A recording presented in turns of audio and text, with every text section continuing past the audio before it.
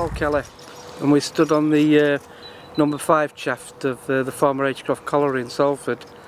I'm part of the Irwell Valley mining project, and what we're actually planning to do in the future is get a monument to this pit, because there's absolutely nothing to commemorate the men, boys and everybody else who worked and died here. So we're currently on number 5 shaft, sorry 4 shaft, number 5 on the number 4 shaft. This was the height of it. It's about 200 feet high, maybe higher. And what it did, it basically brought the coal up, and a coal skip pneumatically stopped at the top. It went from a gantry, which is in that direction, towards the washery, where it was cleaned and obviously processed and sent to the power station or to the land cells, which was behind us. That's it from 1980s, and this is what we've got today. Basically nothing, just a cap shaft, which would probably be in pretty good nick actually, because it's only just been capped over. Be flooded though, because the water table would have risen, and that would have been the whole lot. This was the narrow of the 3 shafts that were here, the narrowest one. Basically it was one of the management that didn't like going down, all the officials, because when you used to go down it, you used to hit the sides. They used to scare them up a bit. So this was basically more for the men to go down. This is being used as a methane extractor at the moment, to get rid of the excess methane from under the ground. Obviously you don't want to build up a methane under the ground, it could cause an explosion in someone's house or factory around here now that it's been built on the site. So most pits will have a methane extractor to take all the gas out of the workings. But this was brings back memories really, because this was the shaft that I went down mostly, along with the other shaft behind us, number 5. And the gantry went straight there, which you can't imagine now. You walked straight down here, straight into the cage. The baths were down there, the lamp room was down there, and on the left of me was the washery, where the coal skip came from number 4 straight over to the washery for process. Like I said before, was either sent to the land sales or sent to the power station, which is across the road, for blending. 5 shaft now, the capped number 5 shaft, which is part of the 3 shafts at Agecroft. And this was primarily for men and material. The workshops were behind us, and any tubs that needed to go down, or anything that needed to do to develop faces, chocks, cutters, whatever, went down this shaft. There was a railway that came in from this side that you can't see now, it's all overgrown, and that transported the stuff from the workshops, which were behind us, over towards the right. And there's just no inclination that there was anything like that here now. I mean, it's only 20 years since it shut, and it's just completely disappeared, absolutely disappeared, wiped right off the landscape, apart from these giant concrete slabs over the shafts. That's all we've got to show that there was a pit here, the methane extractor. The complex was absolutely massive, because on the left was the washery, where the coal went to get cleaned and cut up into different sizes, either to get sent to the power station or to put on what was called the land sales yard for domestic use, where it went to places like Boddington's and Manchester Royal Children's Hospital and numerous other places around the northern region. There's just absolutely nothing to suggest that there's any coal here at all now. Yeah, we're just still stood on number 5 shaft. We're just having a view of where the pit was situated in regard to Manchester, because in the background you can see the Beaton Tower, which is in the end of Deansgate. So basically it's about 3 miles from the Manchester city centre, and of course the workings didn't go towards Manchester city centre, because that's what closed Bradford pit in the 60s, because of the workings under the city centre were causing subsidence. The Agecroft workings went the other way, which we'll speak about a little bit later on. While we're talking about the Beaton Tower, the Beaton Tower is about 575 feet high. Now the depth of this shaft that we stood on is 2,200 foot drop, so you're basically looking at 4 Beaton Towers depth is what the men had to drop down to get down to the workings at Agecroft. So whenever you're under the Beaton Tower, just go to the bottom, look up and think of 4 of them on top of each other, and that's how far we had to drop every day to go to work, and that was just to get to the bottom, and then you had to go for a couple of miles to the workings. Yeah, we're looking in the direction of where where the workings went from Agecroft, because when I first started I went on a seam, it's called a Worsley 4-foot seam, which went obviously towards Worsley. but they were closed down in the 80s, and the area then was called the Central Area Tunnels, where the workings were. So basically it was straight down from here and towards Prestwich and Whitefield, that area, towards underneath Prestwich, towards Simmerstop, towards under Park Lane, towards Radcliffe, that way. So it's quite a hike. It's about, I think it's about 4 to 5 miles in. Of course, you used to get a train in, and then walk the rest of the way. But what you did it on that direction was called the Pendleton Fault, or the Irwell Valley Fault.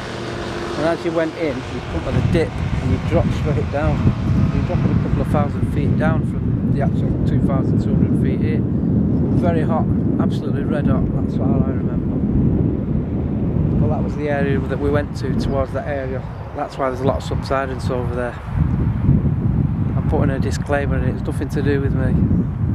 It was one of the last pits in Lancashire. I think it was the third last to close after, and then Parkside was the last one at Newton-le-Willows. But the pit was built here probably in the 1830s originally. The first shafts were sunk in the 1830s further over to Agecroft Road. But there was, of course, other pits around the area. There's Pendleton Colliery further into Salford over there, which shut in 1939, and some of the workings went under Salford Precinct, Whit Lane and that area. And then there was further up the valley, there was on Bolton Road there was Wheatsheaf, there was Newtown, and of course there was Clifton Hall, where the great disaster happened in 1888, when 178 men and boys lost their lives in an explosion. And some of them men and boys were actually rescued from Clifton Hall pit through a tunnel that led directly to Agecroft, so they were saved by that connection. And this pit actually shut in July 1990 with at least 80 years of coal left in it. The bores that they did in the 50s forecast 130 million tonnes of coal, workable reserves, and we didn't take anything like that out, so the coal's still there, plenty of it. And it's quite a tragic thing to think that once this place employed, certainly in the late 70s, 1,800 men, and then by the time it shut, they whittled it down to about 450, 500, and that was the end of coal mining in Manchester. And of course a couple of years later the whole of Lancashire finished, because Parkside was the last pit in Lancashire, last pit in the northwest, and there's still hundreds of years of coal under it that we could still be using with clean coal technology, carbon capture, and using it to power our homes at probably cheap electricity, cheap gas. It's just tragic that we're not using the resources that we've got under our feet, and we've lost all them skills now, all the people who worked in these pits, all the miners, the families. And once you've lost the skills, that's it. I mean, you just look at this wasteland now. Once you shut a pit, it's not like a factory, everything's gone, you know, the shafts have gone, everything, the workings are flooded, the machinery's crushed. It's just tragic really that men could be employed here. Former entrance to the pit now, just off Agecroft Road, and on the left was the car park, which led to the canteen and the bathhouse, up towards the offices, lamp room, wages office, medical centre, and then onto the pit, gantries to the pit. Just where we come in on the centre there, where the bollards are, that's where the original pit was, the original Agecroft pit from the 1830s. On either side of near the lamp, behind the lamp, and on the other side where the grass is with the original shafts, number 1 and 2 Agecroft. And these were the shafts that we used to get the men out of Clifton Hall Colliery and the great disaster. Just where the entrance of Agecroft Colliery was. We've got this picture from the early 80s, and it shows the position we're at, well then, and the position now. Of course, to the right of us is the housing, which is on here, and to the left was where the shafts were, just further on, and the bathhouse, the wages office, and the offices, canteen and medical centre, which is situated along here, just at the back there. We're here, just off Agecroft Road. And then of course we've got the power station in the background, which was a massive local landmark until they were blown up in 1994, as a result of, probably because the pit closed a couple of years earlier, and it was more expensive to bring the coal to the, probably a lifespan had finished as well. I'm sure they could have been modernised, because basically the pit gave life to the power station gave life to the pit. And the Agecroft power station, I think it's one of the cheapest power stations in the country to run, because obviously the coal came straight from the face to the runner mine to the washery was blended and went straight to the power station, so it's quite easy and economically viable. Why they shut it, I don't know. It's absolute madness, absolute madness. Well, this is the position then, and if you've seen the pictures now, the position now, there's just no sign of any of that complex at all, not a bit of it, and all the jobs that went with it. I'll leave you with this. What they did build in place of this just over the road, where that power station is now, is a prison for 800 kids called Forest Bank. Now, wouldn't it be better to build some apprenticeships and get some jobs going rather than building a prison?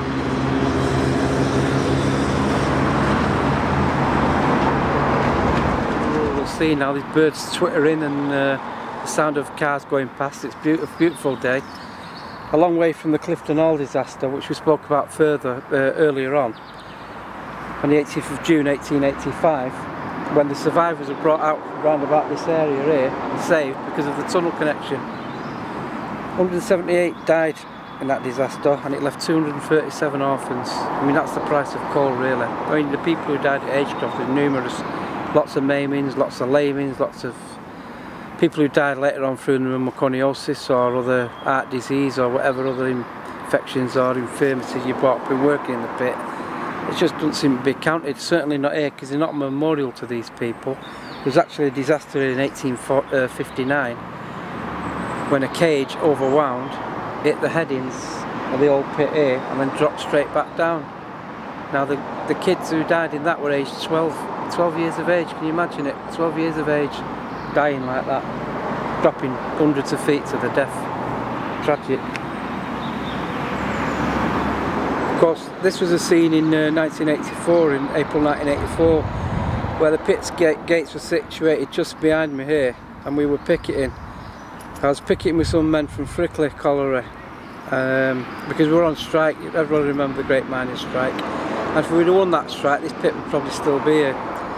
Anyway, what happened was we were told we could go picket at the gate by the police, peacefully, 6 of us, and when we got to the pit gates, I'm just stayed on the corner here, we were assaulted by the police. I had my tooth knocked out and we were beaten up and flung forcibly across the road. What were we doing? What were we doing wrong? We were standing up to fight for jobs and fighting for our communities and fighting for a future. And just look at the state we're in now, because we lost that fight.